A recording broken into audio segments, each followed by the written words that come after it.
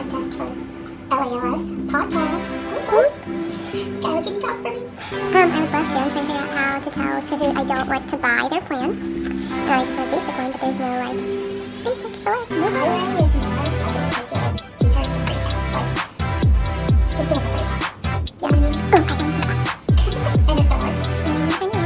So far, it looks like it's going to. Okay. Hey guys, and welcome to LALS Podcast. I am your host, Julie Walker, owner of Leave a Little Sparkle. You can find me on Teachers Pay Teachers. You can find me at my website, leavealittlesparkle.info. And you can also find me on other social media platforms. Just look for leavealittlesparkle.info or Leave a Little Sparkle. You'll know it's me because there's pink and glitter and yeah. I love all those things. So today is our first inaugural podcast. I'm so excited. I actually have a special guest to start us off. So there'll be 6 episodes in this, and you can find us uploaded every Wednesday morning. So I'm so excited to get into it. We have Mr. Clark coming. He's actually the ESC teacher here at Jewett School of the Arts. That is the school that I'm located at, and he has an interesting, fascinating story, and I can't wait to just dive right in. And I hope you guys enjoy the episode just as much as I've enjoyed creating the episode. And again, find us every Wednesday, and I will have different and new exciting guests every single week. So thank you, Mr. Clark, for joining me today. This is Mr. Clark, and he is our ESC extraordinaire, but helper with literally everything. And so I'll just let you introduce yourself a little bit. Well, thank you so much, Julia, or Miss Walker. Well, it's an honor, and it's just been great getting to work alongside you this year. Oh, thank you. And learning from you. I've learned a lot. And thanks for thinking of me to be a guest. Absolutely. You definitely have the personality for it. I wanted somebody who was willing to talk about things and you know, because I want this to be a podcast for teachers. Sure. That is just real. Yes. And so we're in the trenches together. Yes. Things get real. Every week things get real. Yes. Last week something got very real. Yes. And you ended up having to be in the middle of that. So I know this wasn't planned to talk about, but I kind of really wanted you to talk about it a little bit. We had a lockdown last week. Sure. And it was not a practice. And you ended up having to really handle a lot of it. How did that feel? Well, I can attribute a lot of it to I used to be a CPI instructor. That's crisis prevention, and so much of that is verbal de-escalation and staying calm. Yeah. Which is something we need to do as well as teachers. Yeah, and especially, working with exceptional students. Sure. Staying calm is very important. Calm. That's right. Yeah. Never overreacting. Right. And even though when there's things happening and you're in your mind, you're like, oh, freaking out. On the outside, you're projecting calm. But you're having to, right? Be a hero. Absolutely. And so really it was just staying calm and communication and basically just like, hey, how can I help you? Yeah. How can I help you? Because you seem like you need some help. So come with me and let's see how I can get you the help you need. Yeah. So we can't really go into too many specifics, but I know you happened to be the one who saw somebody who needed the help, and the school went on lockdown, and then, poor Mr. Clark had to be the one to go through all that. So thank you for talking about that, because I know we hadn't planned on that. Yeah, and I'm not sure how much I'm allowed to say, but the big thing is staying calm. Yeah. And communication. And I think also I'm thinking in our line of work, communication, ginormous. And even when I think of law enforcement. Yeah. How big communication is. And just in life, communication. Yeah. How you speak to someone. It would really change the world if people would watch how they spoke to people. When you think about marriages that fail, relationships are damaged because of communication. Yeah. We were just talking about Dr. King. His words that were so powerful. His words to bring people together to resolve problems. And I talk to the kids now, like, hey, Are you using your words to bring people up? Yes. Are you using your words to bring people down? Let's use your words to bring people up. Right. Because there's enough words going out there that bring people down. Let's bring people up with our words. So, let's go ahead and jump into our questions. So, why special education? Yes. Yeah. I've been inspired, first of all, to be in education by so many people. My parents were teachers. My mom was a special ed teacher for many years. And she was a job transition specialist. So she was helping kids with special needs find jobs, advocating for them, helping them in the community. When Lake Region High School first opened in 1995, I was a sophomore, and it was exciting. It was a brand new school. And that, my friends, is real life. We are really at school. Yes. So I was there at high school, and I had a great childhood. I had a great school experience. I had so many teachers that I would consider mentors and role models. I want to talk about my mom a little bit because she was at her office was at Lake Region High School while I was in high school, so I got to see what she was doing. And because I was kind of known, being involved with TV productions and things like that. Right. She would always say, "Well, Robert, don't forget to include these particular students. Don't overlook them." What a big heart. And that stuck with me. Yeah. Because I'm thinking how much fun I'm having, and I had things very good, and I'm thinking about kids that don't have it as good, and I didn't. I also wanted them to have a great experience. Yeah. And I remember thinking, if I could be someone that could help people, and really my parents being in education was huge, because when I was in college, teaching was maybe top 5. Mm-hmm. It wasn't at the forefront. There were other things I was thinking, but I got into it when I graduated college because I started subbing.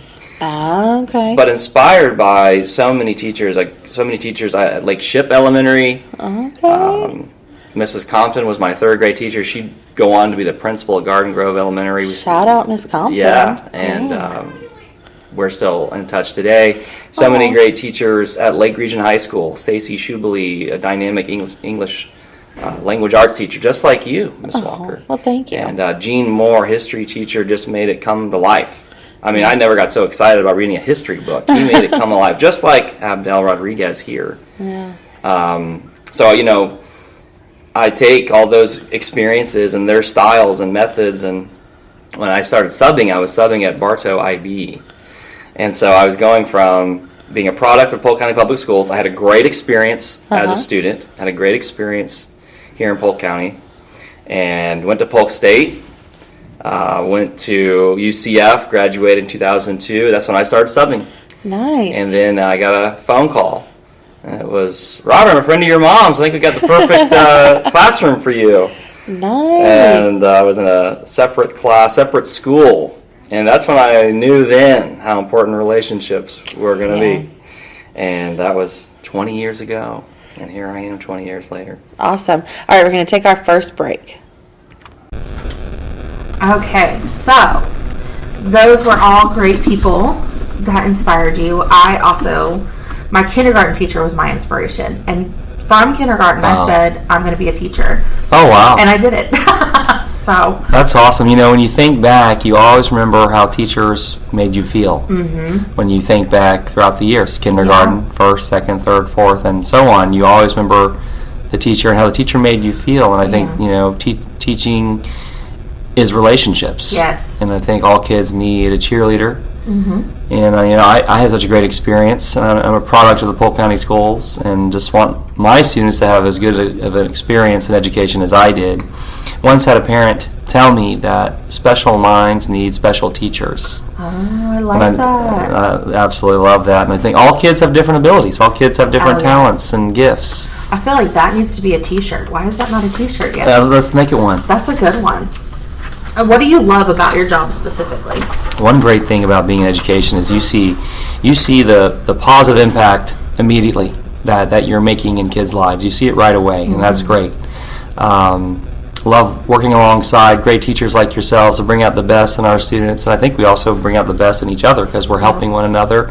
or sharing from our teacher tool belt. Yeah. And I always love telling parents about the success of their children. Yes. That's the best. So last week I got to do that. I got to do what I call a fun phone call. Yes. And so I called some of the parents that their kids made significant gains, and one parent you could hear on the phone when I said, "Hey, it's Miss Walker from blah, blah, blah." She was like, "Uh-huh." I said, "No, this is a good phone call." Yeah. And she was like, good. "Oh, whew." Yeah. But, I love those phone calls Yes. much better than the other. We probably need to do more of those. Yeah.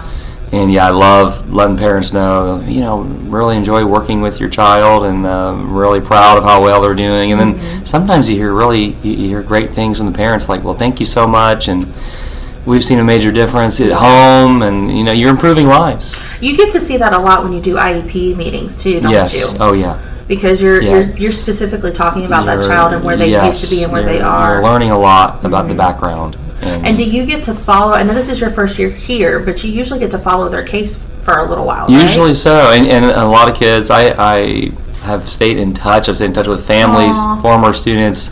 I have kids in their 20s reaching out for advice and reaching out for references. And isn't it funny? We'll always call them kids. I know. They're adults already. We'll always call them kids. Yeah, and I love that. And I love that they think of us as people that can still help them. Yeah. And so it's almost like lifelong. These are your students for life. Yeah. In a sense. Yeah, absolutely.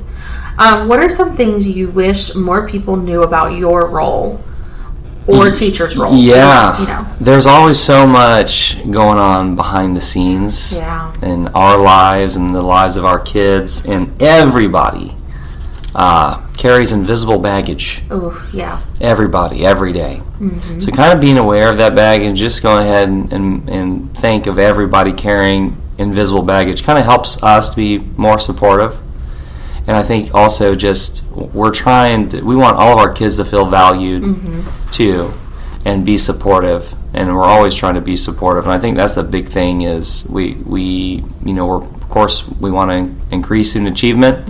We want to make gains. We want our students to be proficient. But a lot of times kids just need to be heard, need to feel valued. I've noticed that the kids that I make the relationship with, like if I have a relationship with them first, they're the ones that make the biggest gains for Absolutely. me. Yeah. Absolutely. Okay, so we're going to have a segment, and it's called If It Were Me. Okay. Okay, and so you're just going to kind of give, like, your professional, like, what you would do in that situation. Okay. Okay, so a lot of times teachers have situations like a student coming to school and being very violent, throwing chairs, not listening. So what would you do if it were you in a situation where there's a child that's so irate that they're throwing chairs? Sure. I'm going to go back to my CPI, crisis prevention training. So I think in that case, I would call for help. I'd probably have my students. I'd probably go to the door and have my students line up outside the door. Yeah. And I'd probably have my acting out student, who's maybe just getting some things off their chest, perhaps. Yeah. Maybe that's like a release. Right. So we're going to isolate them. So we're going to think about the safety of our students. We're going to have them move outside the classroom. I might stand by the door with the door open while the individual is inside the classroom. Well, I can still keep an eye on them, keep an eye on my class until help arrives. But a lot of times what goes up must come down. Yeah. And of course, safety first. Safety is priority, so we don't want anyone to get hurt. But at the same time, we want to ensure that the person that's acting out is able to kind of come down. Yeah. I think a lot of people don't realize that the person that's acting out is hurting too. Behavior is communication. Yeah. Behavior is communication. Absolutely.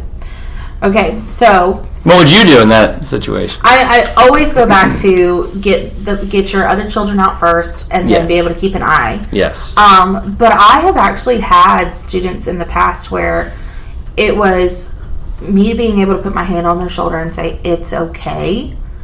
And like helps de-escalate. Yeah, it helps the de-escalation because I have seen teachers where, and this is what I would say don't do, where they start to they rise and they get get and you can't get upset because those are big emotions for little bodies, and it's got to come out in some way. Right. And so I have had the moment where the kid was about to throw a chair, and I, put my hand lightly on the shoulder, and it's okay. I'm going to breathe with you. And then the sobbing happens, and the hug happens, and then they come down. That's when they're coming down. Yeah, but thinking back, it's really important too that teachers make sure they take care of their mental health, so that they can do that. Because if you're already, if you're already not in a great place, right, you don't want to escalate. You don't want to escalate the situation. You want to, de-escalate the situation, especially when anxiety is up here. Mm-hmm. Yeah. Absolutely. So what do you do if you have a kid that says, I can't? Because I think a lot of people run into this. Yeah, I think there's a really neat lesson on Class Dojo that says, not can't, it's not yet. Yes. Power of yet. Yeah. Yet. Growth mindset. That's right. Yeah. You will. Remember those old AT&T ads? You will. What? Mr. Clark, that might be before me. I don't remember them. The power of yet. The power of yet. I agree with that. Absolutely. Okay, so that was our segment of If It Were Me. See, painless. Not painful at all. Thank you. All right, let's talk about goals or dreams for your future in education. Do you always want to stay in this path, or are you on your way up? I could definitely see you being in administration. So thank you, Ms. Walker. Yeah, I've heard that before. I really love what I'm doing now because I feel like I have the ability to be kind of a resource to a variety, to teachers and students at the same time, so in elementary and middle. Perhaps. Okay. Perhaps. I mean, I'm going to stay open-minded. Yeah. This is my 20th year. Wow. Of teaching. I started in 2002. Kudos to you. Thank you. And I'm always up for listening to opportunities, but right now very happy with what I'm doing at Jewett School of the Arts. Yeah. Thrilled to be here. Yeah. I know for me, my goals have gone up and down, but when I start to look at, my kid's going to start kindergarten soon, I feel like I'm probably just going to stay where I'm at until he finishes. Sure. In education, we're always in the business of enhancing lives, and we're all on the same team. So I'm always looking for ways to work alongside great teachers like yourself and thank you. Enhance lives. I think not only are we improving the lives of our students, we're improving our lives as well. Yeah. Especially when we see the success of our students, it's wonderful for us too. I had the pleasure of interviewing Miss Schultz, our new teacher. Yes. And so I did a segment with her, and you guys, that'll be episode 2, so stay for that one. Awesome. But I told her one of the biggest things is find the marigolds and be with the marigolds. Have you heard of that phrase before? Yes. Just try to always uplift each other, because there's enough going on. Grow together. Yes, and just always be there for each other. Yes, we need a lot of support and encouragement too. Teachers need a ton of support and encouragement. Yeah, probably as much as our kids. Yes, we have to encourage one another for sure. So that kind of brings me to my last, but I think one of the biggest things is advice for people going into education and into the ESC world. Sure. Yeah, you've heard the saying, attitude is everything. Mm-hmm. So just stay positive. Be teachable. Oh, that's a good one. Be willing to accept constructive criticism. Don't take it personally. Be a team player. Yeah. You're willing to learn. I mean, I'm learning every day. I learn every day. I learn from you, Ms. Walker. I learn from all the great educators here, all the great people here. I'm learning daily. Mm-hmm. And you're using what you learn today and you take it in tomorrow. Yeah, and be open to use it. Absolutely. Yeah. Things that don't work, things that do work. You're taking all that with you into the next day, and every day is a new day. Mm-hmm. You're going to have to be willing to go beyond your comfort zone. Ooh, that's a good one. Yeah. You're going to get pushed out of your comfort zone, but sometimes when you go outside your comfort zone, you discover things about yourself. You discover talents and abilities you didn't even know you had. Nice, yeah. And when we're in the classroom, it's almost like we're on a stage. Yeah. And just have to remember that eyes are watching and ears are listening. So the way we want our students to act is the way we act. Yeah. I always joke with my husband that I'm getting my comedy act together because when I'm lesson planning, because you almost have to throw in jokes to keep their attention. Absolutely. And, you're on. Yeah. And you're really on stage. You're on. So I'm always joking that I'm getting my comedy act together. I'm working on my skit, That's so true. Yeah. Well, that's true because that is also how we are keeping our kids engaged, like you said, and and that's part of the relationships as well. And we're the role models, and we might be the reason why the kids are coming to school. Yeah. And the kids depend on us. Yeah. We also say to upcoming educators, just take one day at a time. Oh. Just take one day at a time. Yeah. When you try to achieve too much at once and look at the whole week or the whole month, it can be very overwhelming. Sure. A teacher's job is never finished. And our days change. We could make a plan and it could be beautiful. Sure. But the whole day could change. And then just like that, yes. We're doing something different. So flexibility. That's right. Roll punches. That's right. Yeah. That's right. Thank you so much for being on with me. And my pleasure. Thank you so much for thinking of me. It's just been an honor working alongside you this year. Oh, thank you. And I've learned so much from you, and just an honor to be a part of this podcast too. I hope educators, people can take something from it. That's the goal. So new episodes every Wednesday for the next 6 weeks, and I hope to see you guys back next week.